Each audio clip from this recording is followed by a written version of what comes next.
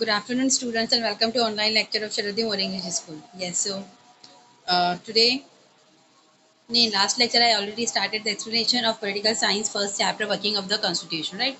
So today I'm explain the last part of this chapter. Okay, role of judiciary. So till here we have completed this box and these questions. And yesterday I had taken this activity. So we'll see from here. What do you think? Okay. So the visibility to women is very low in public life. Yes, all we know the visibility of women. Obviously, हर एक field में जो women को मतलब opportunity नहीं दी जा रही है. If family structure, social surrounding, economic sector, political sphere become more open, women will get a chance to participate in the decision-making process that can provide a different direction to politics. Yes, obviously मतलब हर एक field में women को क्या मतलब open open opportunity मिलना चाहिए. Obviously अगर हम लोग वुमेन को ज़्यादा इंपॉर्टेंस देंगे, उन लोगों को अगर अपॉर्चुनिटी देंगे हर फील्ड में, हर एक चीज़ में, तो इससे क्या होगा, मतलब उन लोगों को भी अपना डिसीजन मेकिंग पावर मिलेगा. वो भी अपना डिसीजन दे सकेंगे. उनकी जो पॉइंट ऑफ व्यूज है रिगार्डिंग एनीथिंग वो बता सकते हैं ना. तो वैसे यहाँ पे जैसे देखो, in the decision making process that can provide a different direction to politics. अब ये अभी अलग फील्ड में भी तो उनके डिसीजन रहेंगे, प्लस अभी जैसे पॉलिटिक्स में भी बहुत सारी सीट्स, जैसे मैंने आपको प्रीवियस चैप्टर में पढ़ा, सॉरी जैसे लास्ट लेक्चर में बताया था कि वुमेन्स के लिए 33% की सीट्स रिजर्व होती है, जो कि अब जाके 50% हो गई है. तो वैसे ही मतलब अगर उन लोगों को वहाँ पे पहले मतलब बहुत कम था, है ना. जैसे देखो अभी हम लोग यहाँ पे देखें 1951-52 में 22 वुमेन्स को ही मतलब अपॉर्चुनिटी मिली थी अपने आप को पीएम और अ पार्ट ऑफ पार्लियामेंट बनने के लिए, राइट. और देखो यहाँ पे इन 1977 जो बहुत डिक्रीज हो गई थी, कम हो गई थी, 19 सीट्स ऑन देयर, राइट. तो वैसे ही मतलब लेकिन अभी अगर हम हर एक चीज़ में हर एक फील्ड में उन लोग को अच्छे से अपॉर्चुनिटी देंगे तो हम लोग उनका एक अच्छा मतलब पार्टिसिपेशन हम लोगों को मिलेगा in politics. So for this purpose women participation should be increase in the representative institute. Yes, इसके लिए जो वुमेन्स का पार्टिसिपेशन है वो क्या होना चाहिए, इंक्रीज होना चाहिए in the representative institution. Okay, now role of judiciary. What is the role of judiciary, right? The judiciary in India has played an important role in strengthening democracy and helping to make toward achieving the objectives of social justice and equality. Yes, अब देखो judiciary का means in our country judiciary has playing a very important role. Judiciary जो है वो बहुत ज़्यादा important role play कर रही है इन स्ट्रेंथनिंग डेमोक्रेसी, हमारी कंट्री को स्ट्रेंथ मतलब पावरफुल बनाने के लिए, and helping to make toward achievement objective मतलब जो जो ऑब्जेक्टिव्स है उसको अचीव करने के लिए, right, of social justice and equality, social justice में और इक्वालिटी में. While interpreting the provision of the constitution, the judiciary has a national commission.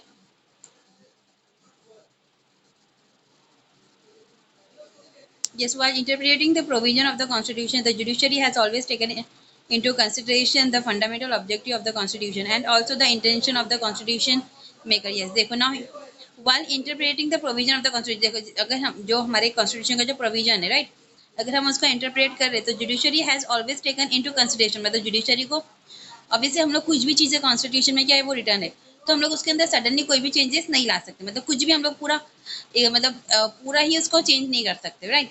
So judiciary को उसके अंदर अपना कंसिडरेशन होना चाहिए.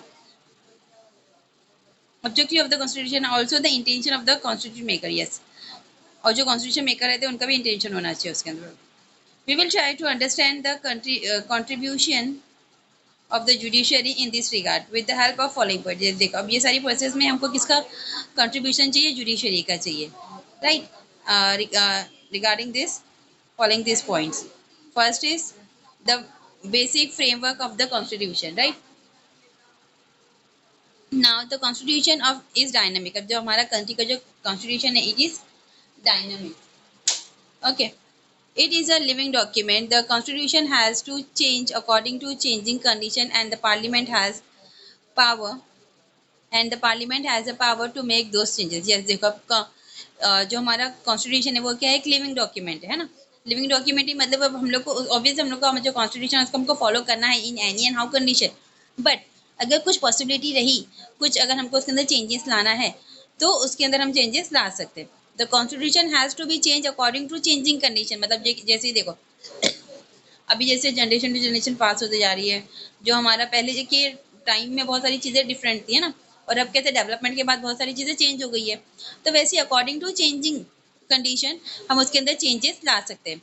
And the parliament has the power to make those changes, लेकिन इसके बाद से उसको चेंज करने का only parliament means member of the parliament only have the right to change the constitution, right? The Yes, the judiciary has taken a stand that the parliament, while amending the constitution, cannot alter the basic structure of the constitution. Yes, देखो अब जो judiciary has taken a stand that the parliament, while amending, अब judiciary के पास क्या है, judiciary ये stand ले सकती है that the parliament, while amending the constitution, cannot alter the basic structure. Obviously अब जो उसका कुछ structure है जो हमारे constitution का, वो alter नहीं होना चाहिए, means cannot be altered. और ये स्टैंड कौन ले सकता है, खाली जुडिशरी ले सकती है। ठीक है, पावर किसके पास है, मतलब कॉन्स्टिट्यूशन में चेंज लाने का पार्लियामेंट के पास है, पार्लियामेंट इसको चेंज कर सकती है ना।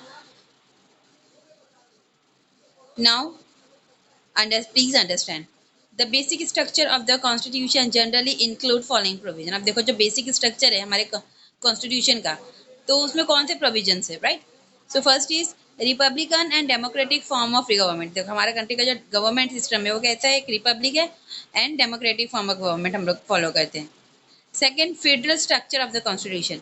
जो कॉन्स्टिट्यूशन है it is in a federal structure. Promotion of unity and integrity of the nation. ज़्यादा से ज़्यादा हम किस चीज़ को प्रमोट करते हैं, unity. Obviously in our country so many different religions people are living together, तो इसके लिए हम लोगों को कैसे रहना चाहिए, यूनिटी में रहना चाहिए। We all have to live in a unity and integrity of the nation, right. Now sovereignty of the nation. Last one is secularism and supremacy of the constitution. Now second point, significant judiciary decision.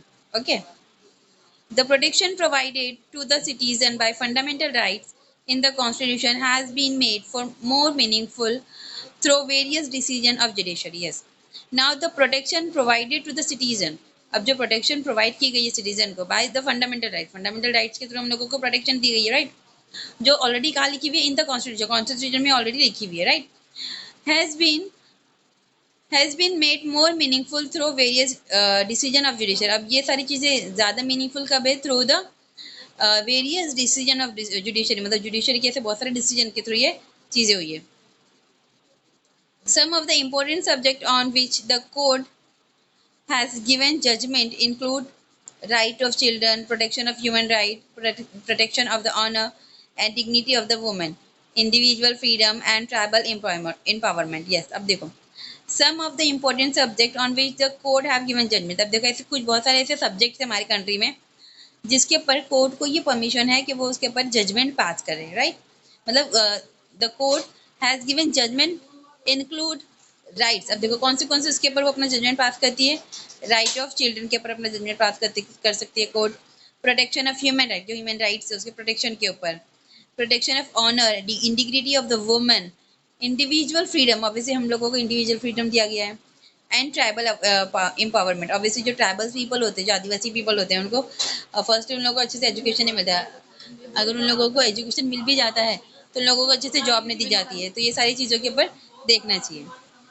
So this effort have made the political process in India more mature. Yes, अब ये सारी जो efforts है इसकी वजह से क्या हो रहा है, जो हमारा पॉलिटिकल प्रोसेस है वो बहुत ज़्यादा मैच्योर हो रहा है। Okay, now this is important to understand, means this is a very important point to understand. Democracy require good governance और बेस्ट गवर्निंग प्रैक्टिसेस। यस, अब देखो डेमोक्रेसी को सबसे ज़्यादा क्या है, किस चीज़ की रिक्वायरमेंट है, गुड गवर्नेंस की। यस, अभी देखो ऐसा होता है क्या, मतलब हमारे कंट्री में अगर सपोज अगर ऐसा हुआ जैसे अगर एक ही रिलीजन को फॉर एग्जांपल हिंदू जो कम्युनिटी से बिलोंग कर रहे लोग, अगर उनको ही ज़्यादा गवर्नमेंट उनको ज़्यादा ही उनकी ज़्यादा टेक केयर करी, उनको बहुत ज़्यादा अपॉर्चुनिटी दे रही हर एक फील्ड में, हर एक चीज़ में, तो ये गलत हो रहा है ना। तो हम लोग को मतलब ये सारी चीज़ें नहीं होनी चाहिए। तो ये सारी मतलब चीज़ों को रोकने के लिए ऑब्वियसली ये सारी चीज़ें ऑलरेडी लिखी हुई है कॉन्स्टिट्यूशन में कि हम लोगों को सबको एक यूनिटी में रहना है, इवन मुस्लिम और इवन हिंदू, राइट, हम सबको एक साथ ही यूनिटी में रहना है। लेकिन अगर ऐसा कुछ हो रहा है तो ऑब्वियसली हम लोगों को प्रोटेक्ट करने के लिए ये सारी चीज़ों से क्या है, हमारे पास जुडिशरी है ना। सो ये डेमोक्रेसी रिक्वायर गुड गवर्नेंस। अब देखो डेमोक्रेसी को सबसे ज़्यादा जो रिक्वायरमेंट होती है वो किस चीज़ की होती है, गुड गवर्नेंस की। अगर गवर्नमेंट सिस्टम अच्छा है तो ही डेमोक्रेसी अच्छी है कंट्री की। और बेस्ट गवर्निंग प्रैक्टिसेस, अब जो गवर्नमेंट सिस्टम जो चल रहा है वो उसकी अच्छी प्रैक्टिस होना चाहिए, right. Now following are the feature of good governance. अब देखो यहाँ पे कुछ फंक्शंस दिए हुए वो गुड गवर्नेंस के। Now what should be done to bring good governance in democracy. देखो अब ऐसी कौन सी चीज है जिसकी वजह से जो गवर्नेंस है, to bring good governance in democracy, democracy में जो गुड गवर्नेंस प्रूव हो सकता है। सो अकाउंटेबल रिस्पॉन्सिबल गवर्नमेंट, एक accountable responsible okay government, effective and efficient government, responsive government, transparency in working of the government. Obviously जो work कर रहे in the government field, तो उन लोगों की ट्रांसपेरेंसी होना चाहिए, रिस्पॉन्सिव गवर्नमेंट होना चाहिए, इफेक्टिव एंड इफिशियल गवर्नमेंट होना चाहिए। ये मतलब सारे फीचर्स, मतलब ये सारी चीज़ें होना चाहिए गवर्नमेंट में। Just and all inclusive government development, people's participation in the governing and decision making process. Okay, now here please understand, find out the judgment given by the Supreme Court on the above subject in recent year and discuss them. Yes, so here you have to do this activity. आप लोग को क्या करना है, you have to collect the information. Okay, find the, yes, ऐसे ही मतलब information collect करनी है जो सुप्रीम कोर्ट ने ऐसे जजमेंट पास किया था रिसेंटली ये सारे पॉइंट्स के ऊपर। Okay, you have to collect the information about this point जो अभी रिसेंटली मतलब सुप्रीम कोर्ट ने पास किया। Now in this chapter we took a review of the constitution and the working of the government on the basis of the constitution in the context of the Indian democracy. Now in this chapter we had learned what we have done, constitution and the working of the government, government कैसे work कर रही है हमारी country की ये देखा, and on the basis of constitution, obviously किसके basis के ऊपर देखे हम लोग ने गवर्नमेंट का वर्क, कॉन्स्टिट्यूशन के बेस पे देखा है, in the contents of the of Indian democracy. Now there are many challenges before Indian democracy. अब देखो इंडियन डेमोक्रेसी के पहले बहुत सारे चैलेंजेस थे। So government act and policies have not put an end to all the problem. देखो अब जो गवर्नमेंट की जो पॉलिसीज थी, जो एक्ट थे, have not put an end मतलब वो रुकी नहीं है, to all the problems. There are similar new problem confronting us. Yes, अभी देखो मतलब कैसा होता है गवर्नमेंट सिस्टम में। अब रिसेंटली एनआरसी का सिस्टम चल रहा था, एनआरसी चल रही थी हमारे कंट्री में बहुत ज़्यादा, है ना। अब जैसे ही अभी मतलब मोदी गवर्नमेंट उसके ऊपर वर्क कर ही रहा था कंटिन्यूसली, अभी उसका फाइनल होने वाला था, मतलब महाराष्ट्र में सारी चीज़ें होने वाली थी, तो उसके पहले ये पैंडेमिक आ गया, कोरोना की ये सारी डिसीज स्प्रेड हो गई है। तो ऐसे मतलब कुछ ना कुछ चेंजेस आते रहती है हमारे सिस्टम में। और ऑब्वियसली फर्स्ट मतलब अगर चेंजेस आ रही है तो उसका मेन मोटो क्या होना चाहिए, एक हमारी कंट्री का डेवलपमेंट होना चाहिए, तो ही मतलब अच्छी चीज़ है। अगर एवरी कोई भी जजमेंट पास हो रहा है और अगर एवरी मतलब कुछ भी चीज़ें हो रही है गवर्नमेंट सिस्टम में, तो वो जो हमारी गवर्नमेंट है उसको हर किसी को देखना है, क्योंकि यहाँ पे बहुत सारे कास्ट के पीपल्स रह रहे हैं, बहुत सारे रिलीजन्स के पीपल रह रहे हैं। हमें किसी को ये नहीं बोल सकते कि they are not citizen of India, है ना। All are the citizen of India, that's why they are living in our country. सब सिटीजन ही है हमारी कंट्री के, इसीलिए तो वो यहाँ पे रह रहे हैं ना। तो इसके लिए तो हर एक मतलब जो भी डिसीजन पास हो रहा है तो उसको अच्छे से हर एक रिलीजन के बारे में जो भी पीपल्स रह रहे हैं उन सब के बारे में सोच कर ही डिसीजन पास आउट होना चाहिए। Okay, so in the next chapter we will study the election process in India. Yes, so in the next chapter, means second chapter of political science, we will learn how the electoral process means जो election जो होता है तो वो कैसे election का कैसे कैसे प्रोसेस होता है, मतलब कैसे इलेक्शन ओकर किए जाते हैं, वो सारी चीज़ें हम लोग नेक्स्ट चैप्टर में स्टडी करेंगे।